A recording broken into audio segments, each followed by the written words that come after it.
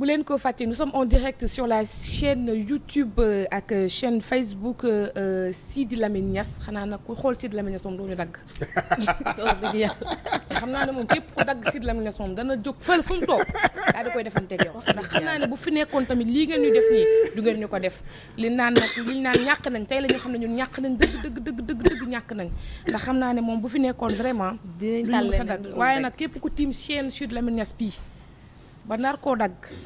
yàlla la fekk fa nga ne loolu rek la ndax xam naa moom fu mu mënta rek dina ko defanteeg yow alors léegi dañuy ñëw ak rubrique actualité on attend beaucoup de choses tey jii parce que l'actualité est vraiment très très riche mais bon très riche en émotions mais également xaaruñu ko woon loo xam ne ñëw na ci ñun peut-être si fin de semaine bi jeudi peut-être am na ñu naan sax que njortoon nañu ko parce que ñëpp xamoon na ne processus de beauté du jeexee nu mu ñuy neexee ndax musul commencer d'ailleurs nu mu ñuy neexee ça a commencé avec des échauffourées ça a commencé avec des manifestations et xamoon nañ ne aussi dina jeexee ak manifestation mais li ñu xamuloon mooy ndax dina woon toll ci ampleur bi tey ba ñu toog ba couper internet ci Sénégal dem toog ba communiquer sax ci Sénégal dafay métti dem ba ñuy couper une chaîne de télévision alors que deful benn infraction il faudrait signaler parce que defuñu benn infraction boo xam ne xamal nañ ko suñu bopp d'ailleurs on n'a pas été notifié de cette coupure là loolu moo koy firndeel toog nañ la couper ñu et puis am na yeneen ñu ca toftalu dem ba am na ñoo xam ne jamono ji ñàkk nañu ndox am na ñoo xam dañuy toog guddi duñu am courant mu nekk situation boo xam ne ni ñu ngi koy dund ci anam gu jégee dayoo mais dañu koy dooree d'abord démb ak commissaire division Ibrahima Diop ak directeur bu sécurité publique bu police def démb janook taskatu xibaar wax ci bilan macabre bi nga xam ne moom moo fi am niki démb déjà naka ngay jàngatee li nga xam ne moom moo di point de presse boobule. jàngat yi bari na angle yoo xam ne mën nañ ci waxtaan Aïcha. Je les ai entendus parler moom ak ay ñoñam moom le commissaire avec ses collaborateurs commissaires ma dégg ñu doon expliquer véritablement lan moo waral conséquence quoi expliquer fait yi nga xam ne moom moo am par rapport ak li nga xam ne moo xew ci ñaari fan yi wala ñetti fan yi ils ont essayé d'expliquer avec quelques preuves à l'appui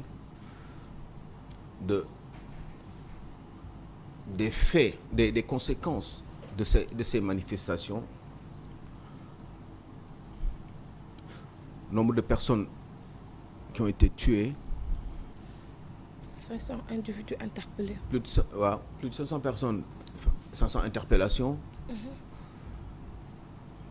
Des jeunes qui ont été tués jusqu'à hier, un petit de 17 ans. Buntu Diamaguène. Sicap Diamaguène Sicap Mbao ci kaw tali bi arrêt lan arrêt Diamaguène bi voilà et ben comme les Ziguinchor Pikine a beaucoup perdu des magasins qui ont été saccagés je pense aux pères de famille ñi ngi yor arrêt Texaco bi ma romb barki dem le bâtiment la xam ne ay sénégalais ñoo ko moom à 2 étages xam nu mu tuddati ci kaw tali bi vidé ay Auchan ñuy yàq ay sénégalais dëkk fa ma ñëw ba xar yàlla gis station Total nga xam ne ay sénégalais ay jàmbaar xam na am naa ci fa ay xarit romb ko si le matin ndimbal njaboot teg ci ndimbal njaboot jox ma information bu doy waar boo xam ne mosuma koon xam ne ñoom dañ koy def Aïcha et ben ça c'est attristant ñu wax aussi ñoom alkaati yi en tout cas monsieur Guèye Diop de la sécurité publique wax aussi ay nit ñu bizarre yoo xam ne ñu ngi ci biir manifestation yooyu di profiter ci situation yi nga xam ne sénégalais yi détresse su sénégalais yi ba jóg di manifester am lu leen metti ay nit rax ci yéen wane ñu yor ay fetal yoo xam ne da nga naan ñii fan lañ ko jëlee ñu xaw a tiit parce que finalement kenn du xam fan la dëgg bi féete nee nañu des enquêtes vont être faites par rapport ak yooyee ñu gis noonu te ñëpp teg ci seen bët pour xam véritablement qu'est-ce qui a été à l'origine de tout ça ay kalachnikov ay fetal yoo xam ne ay ne dañ ko téye ñu photo leen jàpp ci ay nit ñoo xam ne wax dëgg yàlla jóguñu woon pour manifester ket dañu profiter ci situation yooyu pour def loolee en général ça se passe toujours comme ça. mais Aliou Sow ñun la question c'est dégoûtant. les questions peut-être yi nga xam ne moom mooy tarauder suñu esprit moom mooy de simples manifestants yoo xam ne dañu tey rek jóg fan la ñu jëlee peut-être lu mel ni ay armes blanches ay armes à feu ay peut-être ay gros calibre yor li nga xam ne ay cocktail molotov. On se demande ñun ay questions yu ñuy posé mooy fan lañ ko jëlee fan la ñu regroupé woo ak yan capacité la ñu am ba téye yooyu la gànnaay ñun on se pose cette question là on se dit même est-ce que ñooñu ci ñun lañu bokk. loolu la ñuy laajte. si am na ñu bokk su ñun certainement mais am na ñu bokkul su ñun aussi. mais li am solo mooy fan lañ jëlee armée yi. c'est ça. cocktail molotov ñëpp wax nañu nan lañ koy defee. jàngale nañ ko ci réseaux sociaux yi ni ñuy defaree cocktail molotov. malheureusement. am na ñuy jàpp ci seen i kër ñuy defal cocktail molotov ñooñu ku leen jàpp la pour ku leen tey jii nii loolu laa nga leen di wax ñooñu da nga leen di tëj kaso da nga leen di baal parce que dañu mer wala da nga leen war a sanctionner à la hauteur du délit qui a été commis. Qu'est-ce qu'il faut faire? Exact. ñi nga xam dañuy fekk ci ñoom ak ay armes blanches ak même arme à feu. conséquence mooy nan ngay def ak ñoom Aïcha. Est-ce que da nga leen di jéggal parce que dañu mer? Qu'est-ce qu'il faut en faire après? Parce que ce sont des gens qui ont été attrapés comme lu olof di wax xaw ma ça se dit comme ça loxo ci poche. leen jàpp quoi ñu yor ay bagages yoo xam ne loolu amuñu ci droit te ba léegi am na nit ñu dee ñu ne ñu ngi ci ay enquête kenn xamul ñan ñoo leen rey. te des fois mun nañ ko jiiñ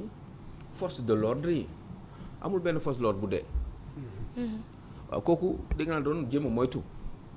jàkkaarloog ay xale neen du leen tiire. amiin deewagul de. deewagul pour l'instant. deewagul non pas encore kooku ñuy doo kii waaw mais ñu ngi koy faj. du benn de am na kenn ku ne dafa décédé mais ki ñu dóor brique bi nee na. ñu ngi koy faj décédé wul. kooku da doon jéem a sauver ay nit parce que xam nga kooku noonu ki ñu dóor brique xam nga yor na fetal. kooku bu bëggoon rey ay doomu aadama yomb na pour mu tiire leen surtout ci situation boobu nga xam ne daf ko nekk ne yoon may na ko mu def loolu. te pourtant defu ko waaye ci ay brique la mujj mais loolu yëpp Aïcha haine bi nga xam ne dafa am entre les Sénégalais au point que ñu toll foofu haine boobu nan lañ ko mën a expliquer c'est à mon avis c'est à ce niveau-là qu'il faudrait qu'on discute parce que les faits sont là. À qui la faute? Mais la faute c'est aux gens damay rebondir sax ci yow comme ça mu kii. À qui la faute? À qui la faute? Oui. Et est-ce que lii mënuñu ko woon a moytu. mais xam nga xaaral oui ma kii Aliou Sow man defe naa ne lii yëpp li ñu ci yóbbu politiciens yi ñu ci yóbbu. ñëw c'est ça. ñooñu yóbbu ci lii du ñu wax dëgg du ñu wax loo xam ne moom moo am ba indil ñu problème bii ñun lii Sénégal nañu waxante dëgg lii bu fi daan ni mu grave nii toll ñun xamuñu ko woon. Pour dire la vérité mais c'est que aujourd'hui cette haine là que tu parles haine bi ngay wax vis-à-vis de nit vis-à-vis de kii parce que kii bu waxee fii kii fële man ma wax fii suñu wax yi boo àndul rek haine ñëw suñu diggante ba soxorante mais loolu laa lay wax dama ne aujourd'hui mais c'est normal. Qui est le responsable de tout ça c'est la question que je vous pose. gis nga nit haine dafa am lu mu koy joxe. dafa am lu koy déclencher. Mais moi j'ai la haine. J'ai la haine de voir les gens souffrir dans ce pays-là. J'ai la haine de voir les Sénégalais di jóg lu ñu am lu ñu lekk xale góor bu am 20 ans 22 ans 25 ans 30 ans dëkk ci kër ndeyam ak baayam ba tey amul lu mu lekk. Moi j'ai la haine de ça par rapport à ça te dama gëm ni question bi nga posé la ñuy dellu si waat qu'est-ce qui a été à l'origine de tout ça? Je vais vous dire un truc. En réalité en 1960 motuñu woon juróomi million. 3 millions lañu woon. waaw ba 70. ñu doon un petit pays de moins de 200 000 à peine 200 000 kilomètres carrés dëkk boobu Cheikh Diane ay nit jël ay indépendance ñu ne ñoom dañu bëgg liggéeyal seen réew dañu soxla moom seen bopp am seen souveraineté jóg pour liggéey Aïcha deful ñetti at coow jib parce que tout simplement xëccoo nguur moo taxoon ñu am kuñ ci tam dëmm mu tudd Mamadou Dia fexe ba jiiñ ko naka sudul noonu tëj ko fukki at ca géolu Kédougou yi ba muy làqu dafa perte ay bëtam biñ ko amnistié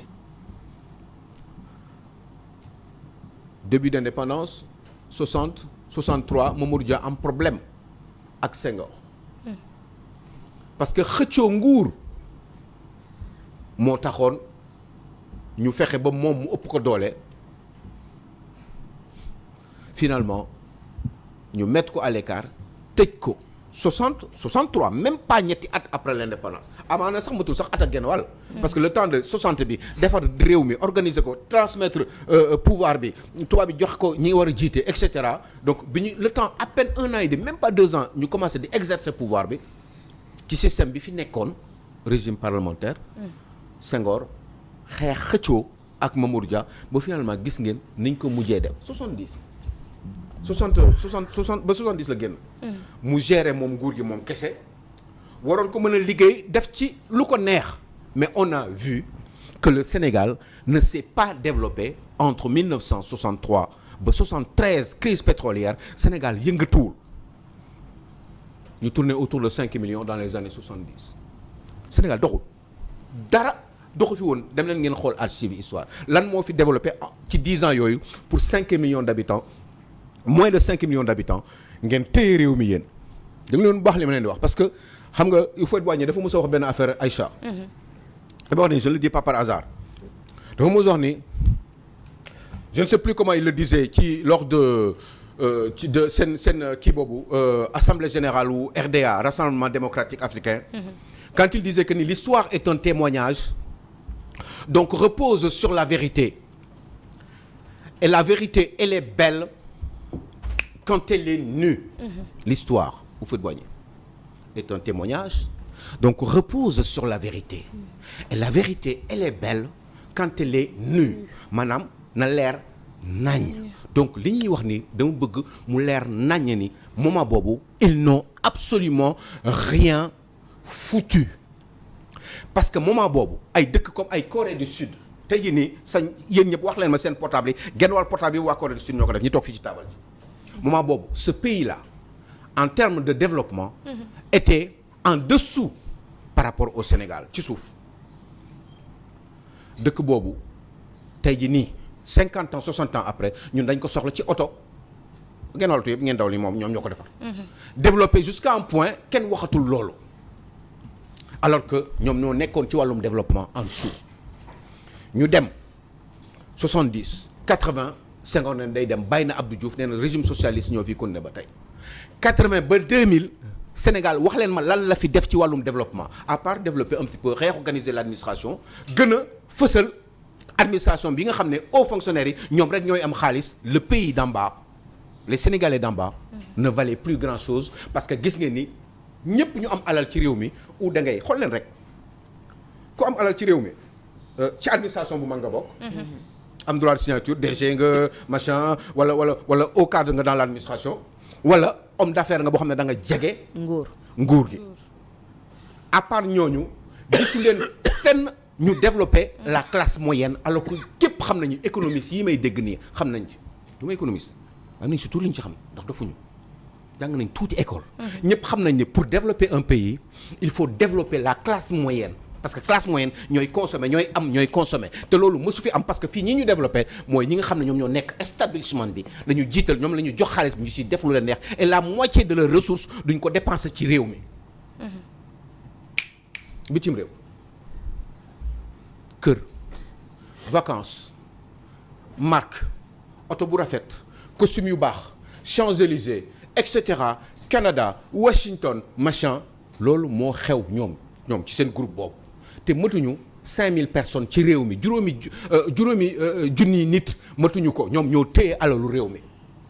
xool leen ñooñu ba tey ngeen xool léegi 80 2000 ba léegi Ablaye Wade ñëw libéral. ñu ne ok Wade très bien commencer à travailler fexe na ba alal bu bari dugg ci réew mi xaw ma par quel stratagème ay même nit encore même groupe nit yooyu continuer di ko téye même ñoom la rek ñoo nekk encore gérer mbir mi organiser ko di ko téye toujours dëkk bi population bi di gën a yokku nit ñi di gën a bari xale yi di juddu di gën a bari di dem jàngi école éducation bi di gën a yaatu université di gën a yaatu école yi ñuy gën di soxla ay bancs waaye ba tey xalaatuñu ñoom pourtant jàng nañ école xam nañ ni dañu waroon def ay prévisions par rapport ak li war a ñëw dans 5 ans dans 3 ans dans je sais pas dans 10 ans ñoom war nañu xam loolu parce que ñoom ñoo yor réew mi waaye loolu soucié wu leen woon li leen intéressé woon mooy continuer di téye ñoom seen i yëfu bopp ay sa seen i bagage su bopp parce que ñoom gëm nañu ñoom ñooy la haute administration ñoom ñooy établissement ñoom ñoo war a am alal ñi si des c'est pas grave on peut toujours les gérer parce que fii dëkku muñ la muñ masla di leen bàyyi ñuy màgg ñooñu itam di màgg di am ay doom mënu luñ dara dañu taxalee am jabar fii màgg seen doom yi màgg ñu jéem a seet nu ñu mën a def kenn réussir ci 10 ci fukki doom et puis ñeneen ñi di xaw a taxawaalu ñooñu tamit jëkkawaat amaat doom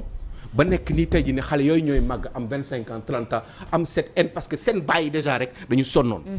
Effectivement. C'est comme ça que ça s'est passé mais toujours seetu leen nguuru socialiste yi genn wàll gi yëpp seen doom yaa ngi bitim réew. ñii xaw nañu réussir am tuuti kër ay bagages ñii dañu profiter bi seen waajur yi nekkee ci nguuru Sénégal la leen jox ay passeports finalement ils se sont installés dans les pays européens ou pays occidentaux. ñu ngi toog foofu jàpp seen ñàmb. quelque nga siy gis ñu réussir dellu siwaat fii ci réew mi seetu leen ko ñu réussir ñu ne kii doomu diw la woon xool leen lii moo ko def ci ñi jiite réew yi ñi jiite Sénégal yëpp laa wax au cadre yi xool leen seen doom yi ndax ñu ngi fi xanaa kenn ki ma gis muy doomu Babacar Ba bi nekk secrétaire général bu port autonome de Dakar madame Niang xaw ma femme waaw ñooñu waaye li ma lay wax nii exception la ci réew mi parce que ñoom ñëpp tasaaroo nañu parce que naturellement seen bàyyi jotoon na jënd ay kër foofu. Comment vous pouvez expliquer des hommes politiques sénégalais juste parce que ay hommes politiques ay cadres lañ ils ont eu à yor ay fonctions ci réew mi ay sa ñooñu ñoo yor kër yu baax yi dans les plus grandes avenues des pays occidentaux fi nit ñi di xëccoo ñoom foofu la ñu am ay bagages te man chaque jour ma gis ci avant ñuy toog ci plateau bi di ñëw di wax nii di waxi nii ma gis leen gis ni ñuy dundee gis niveau de vie bi ñu am est-ce que on a le droit de continuer parce que lii loolu yëpp parce que xaalis dama yàgg di wax kenn du ko métti ci garab. donc foo koy jëlee da nga koy jël nga jox ko saw askan parce que dañu la ko dénk wala nga jël ko nga aakimoo ko bàyyi sa askan di màgg. di muñ ba. mais Aliou Sow su ma la déggee bu baax li nga wax nii kon naturellement l'État a une part de responsabilité énorme sur ce qui s'est passé. mais du parce que tu verras sax des personnes qui te diront que su fekkente ne da ngeen a yaakaar ne. verdict Ousmane Sonko moo indi lii yëpp vous vous trompez lourdement. oui c'est au-delà de mais je l'ai compris Aïcha. donc et l'État. mais oui mais c'est l'État mais parce que mais l'État mooy li ma expliqué nii. ce sont ces gens-là. qui sont là am nañu laxu. mais ñi fi nekkoon am ñoo xam ne ñi ngi fi depuis 20 ans ñi ngi fi 30 ans toujours ñi ngi xëccoo nguur di ko alterner di am ay bagages dites-moi ces hommes politiques là qui sont là au Sénégal lan la ñu mën a def pour am autant de biens dans ce pays là pour am autant d'immeubles autant de bons terrains de bonnes positions wax leen ma ñooñu fan lañ jëlee seen xaalis. te Aliou Sow doguma la sax foofu bu fekkee tey dëkk bi dem nañ ba toll fii jaxasoo am. xale yi bu ñu demee bay attaquer kër kilifa yi nekk ci nguur gi. waaw tu es le père de la nation. waaw loolu nga wax. waaw. tu sors nga wax ak sénégalais. d'accord mais patt gi moo ëpp ci borom dëkk lu waral coow li Aïcha l'a dit tout à l'heure c'est au-delà même de Ousmane Sonko Adji Sarr procès yooyu yëpp jaru ko Farba Ngom fii la toog di campagne téye xaalis di ko sànni nit ñi parce que ñun ñooy jaam yi ñoom ñooy buur yi ñoom ñooy yor xaalis di jënd nit ñi ku ci nangu jënd nga dem ànd ak ñoom boole ceeg wax ak jëfee lu leen neex boo ci bokkul nag yow la ñuy piétiner yow la ñuy xoqatal sa télé la ñuy tëj leneen ak leneen loolu yëpp lañ lay boole def ko après loolu buy dem di continuer ba am est-ce que yow dinañ la considérer di sax comme jiitum réew. c'est ça la question. mais loolu moo tax ñuy xëccoo nguur. loolu moo tax ñuy xëccoo nguur parce que nguur il faut nga xëccoo ko mu jaral la ak nga am haine bi surtout bu ay élection seetlu ay élection jegee la affaire yooyu di gën di am. mais parce que il faut que nga def sa kamtalaay kattan même bu dee dañu nar a sacrifier ay nit ñu dee pour téye nguur gi ñële tamit il faut que ñu def seen kamtalaay kattan même bu fekkee ñële dañu nar a dee pour conserver le pouvoir ñii pour ñëw. aki moo ko ñii pour conserver ko parce que ci loolu kese la ñu yaakaar mais est-ce que gis ngeen réew mi Sénégal état ñëw mettre le pays dans des conditions où des grandes sociétés ñëw taxaw liggéey ci réew mi mais yéen ñun lu ñuy dund yëpp dañ koy jënd bitim réew te pourtant on a des bras valides ici ay xale yu am jom yoo xam ne dañuy xaar chinois yi indil leen ay bagages pour ñu mën a taxaw ci embouteillage yi pour mën a jaay bagages yi alors que bagages yooyu yëpp waroon nañ ko mën a defar ci biir réew mi mais est-ce que vous vous souvenez de Sotiba. waaw Sotiba bu développé woon tey da ngeen jënd ay jasneer bitim réew. Sotiba bu développé woon da ngeen dem di jënd ay tissus indien ñëw fii di ko tiitaloo di jomba ñaaw ci seen i xew yi. pourquoi mais yaa ngeen imaginer yooyu yëpp bu doxoon normalement ñu koy liggéey fii ñaata nit la nar a defar yéen da ngeen soxla ceeb yéen depuis 20 ans 30 ans mënul leen sax yéen ak am ngeen juróomi dex am ngeen 1600 heures de soleil par an yéen vous êtes pas capable de le faire Cheikh Diangoumi je suis désolé mais moi je suis capable de le faire man loolu mën naa ko xanaa ñu rey ma ñoom mën nañ ko aussi mais dañ ko bëggul a def xam nañu li ñu war a def fi ñu war a jaar pour loolu mën a am il suffit juste de mettre l'argent dedans faire des sacrifices mais sacrifices xam nga ñoom lan la mooy faire des séminaires se promener mais je vous dis souvent maa leen koy wax te dama leen koy bëgg fàttali l'avion présidentiel avec le président quel que soit Macky Sall moo nekk nii mu jóge fi nii mu dem France 3 jours ñetti fan moo xam lan la fay def visite d'affaires visite tout ce que vous voulez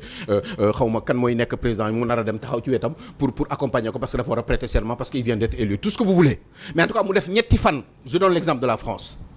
ñetti fan dem bi benn jour la koy dikkee ñëw bi beneen jour la koy dikkee plus ñetti fan yi mu fay toog muy juróomi fan aller retour boobu laa lay wax ni ci juróomi fan yooyu ça va nous coûter entre 250 et 300 millions de francs CFA. Imaginez combien de fois un président de la République est sorti de ce pays pour aller à l'étranger est-ce que bi muy ñëw bu dépenser 300 millions est-ce que indi na 2 milliards. Non ce n'est pas vrai est-ce que gis ngeen fi ay sos mais yéen da ngeen bëgg meew xool leen meew yi ngeen di naan yëpp fi mu jógee bitim réew yi ngeen di naan yëpp di koy publicité yëpp du meewu Sénégal dañ ko jëlee bitim réew indi ko teg ko am jox ko ay tur. ne leen naan leen ñu joxe defal leen ko ci ay publicité jox leen ngeen xool pour naan. Aliou Sow mun naa ci bitim rañ ko bitim déet. dama ne meew dañ koy meew boo ko bëggee ñaata litre meew la ñuy tuur parce que amuñu fu ñu ko denc. wallaay. ñaata ana agro industrie agroalimentaire yi ñu fi waroon defar ana ñaata jus lañ fi waroon defar yóbbu ko bitim réew mais ñun lépp dañ koy jënd. waaye la ngeen bëgg. yéen da ngeen bëgg mburu blé kese yéen chaque weer dem leen port 50 000 tonnes ñaata bateau ñoo ñëw 50 000 tonnes de blé pour yéen ngeen mën a am farine pour am mburu wala am seen gâteau parce que vous n'êtes pas libre en réalité parce que xam nga lu tax libre ñu juste xool xam tax libre ñu parce que en réalité on aurait pu être libre de 7 millions d'habitants je vous assure alxuraanul karim laa lay wax ne 5 millions de personnes bu ñu liggéeyee ci si réew mi rek mën nañ dundal 12 millions de personnes yi nekk fi. man li ma bëgg a wax rek comme Aliou Sow lu mu wax ni xam nga loolu yëpp xale yi buñ ci màgg dañuy gis benn injustice ba nga xamante ne tax ba ñoom dañ koy màggaale dañ koy bëgg a changer coûte que coûte parce que man am na kémte ne sa gis naa mu bind di ne xeex bi dépassé na sa Ousmane Sonko te pourtant kooku waa Pastef la mu ne xeex bi fu mu nekk nii dépassé na Ousmane Sonko léegi benn bi aussi avant ma lay poser question mooy tey vu que dañ ko tijjee ci affaire police nationale li ñu janoo bi ñu defoon ak taskatu xabaar yi mais aussi bu ñu fàtte ne peut-être aussi commissaire bi ñi nga xamante ñoom ñoo ko jox ay vidéo waxuñu ko réellement li xew ci terrain bi parce que am na vidéo ba nga xam te dañ ko dagg et pourtant waa ji gis nañ ko mu dugg bi suite vidéo bi dangay gis waa ji dugg ci auto police donc peut-être aussi moom il n'était pas bien informé pour xam réellement lan moo xew mais aussi gis nañ ni police di torturer regroupement yi fan la ak aussi gis nañ police di torturer ay citoyens dem nañ sa ba jël benn xale def ko bouclier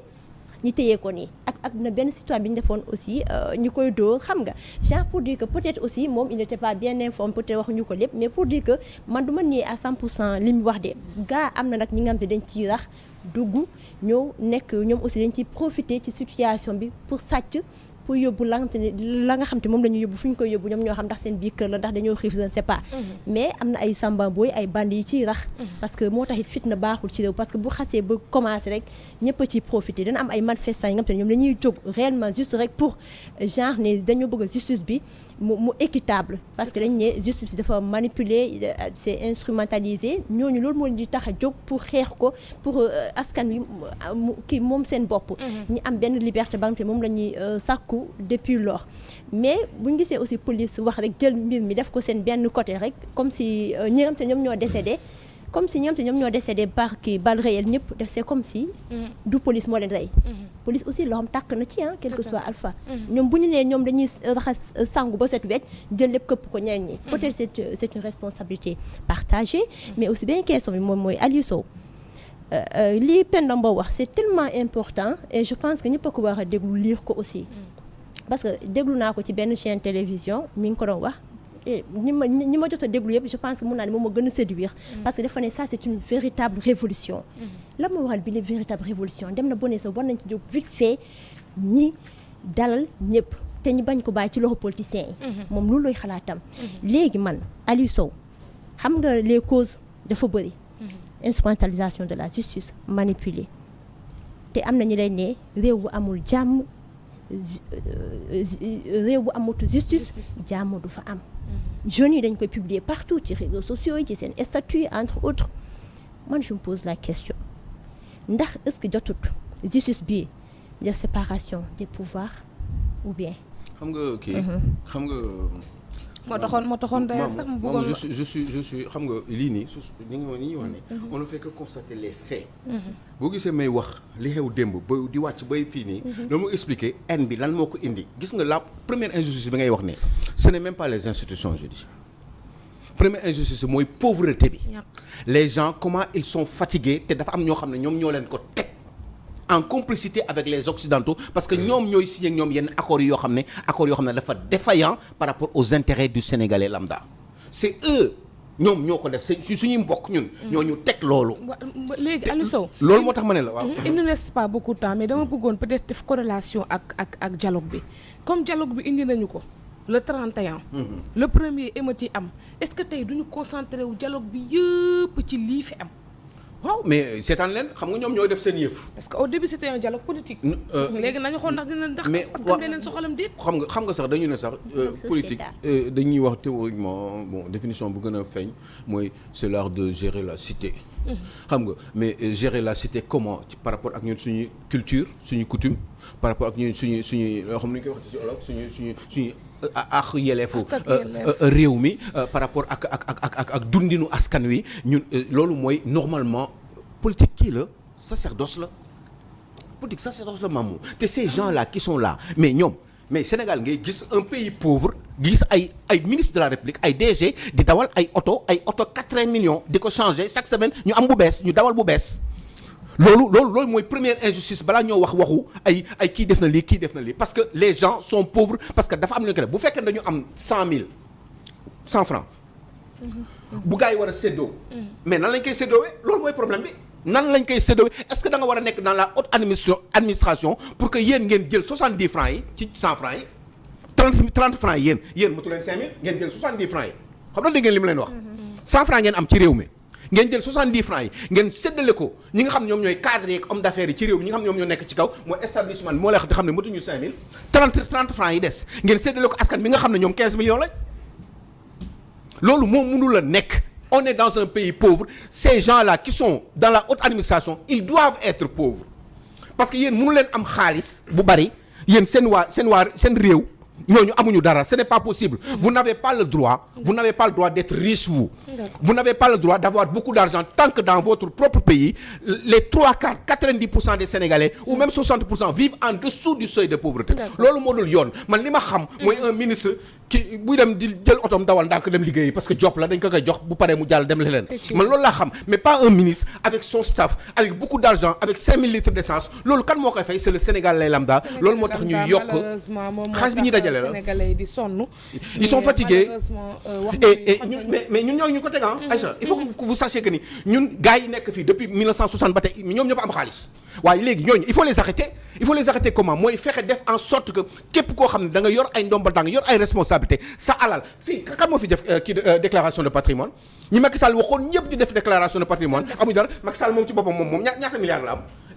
comment il a fait pour avoir tout cet argent là moom d'abord ak ñeneen ñoo xam ne les ministres qui se sont succédés comment ils ont fait pour avoir autant d'argent mais yéen est-ce que loolu laaj ngeen ko pourtant loolu mooy problème bi ndax xaalis nee naa la da nga koy jëlee fii dugal ko mais oui mais c'est le problème loolu moo tax ngay am en nag parce que da nga yeewu sa baay góorgóorlu doon jàmbaar doon maçon mënul am kër da nga yeewu sa baay doon